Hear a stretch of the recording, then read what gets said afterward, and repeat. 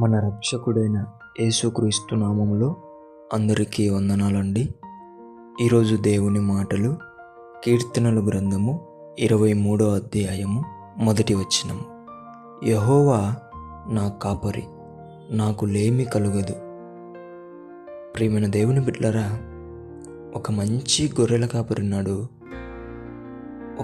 తన గొర్రె తప్పిపోతే ఎంత బాధపడతాడు, ఎంతగా వెతుకుతాడు ఆ గొర్రె కోసం, ఎంత ఏడుస్తూ ఎంత వేదన పడుతూ ఉంటాడు. అయితే దేవుని బిడ్డలారా, ఒక గొర్రె తప్పిపోతేనే ఆ కాపరి అంత బాధపడుతున్నాడే. యేసయ్య నిన్ను తన రూపములో తన స్వరూపములో చేసుకున్నాడు. తెలుసా దేవుని బిడ్డ, నువ్వు తప్పిపోతే ఆయన ఎంత ఏడుస్తాడు, ఎంతగా వెతుకుతాడు. ఒక్కసారి ఆలోచించవా? ఎన్నిసార్లు పడిపోతున్నా, ఎన్నిసార్లు వద్దనుకుంటున్నా, ఆయన పదే పదే ప్రేమ చూపిస్తూ క్షమిస్తూ నిన్ను మళ్ళీ దగ్గరికి తీసుకుంటున్నాడు. దేవుని బిడ్డ, ఆలోచించు.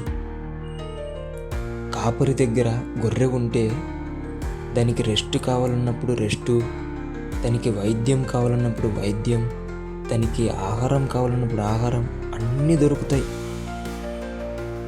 నువ్వు కూడా యేసయ్య దగ్గర ఉంటే నీకు ఏ సమయంలో ఏం కావాలంటో అది ఖచ్చితంగా దొరుకుతుంది. దేవుని బిడ్డ, లేట్ అయినంత మాత్రాన చిన్నదేవి ఇవ్వడు, గొప్పది దేవుడిస్తాడు.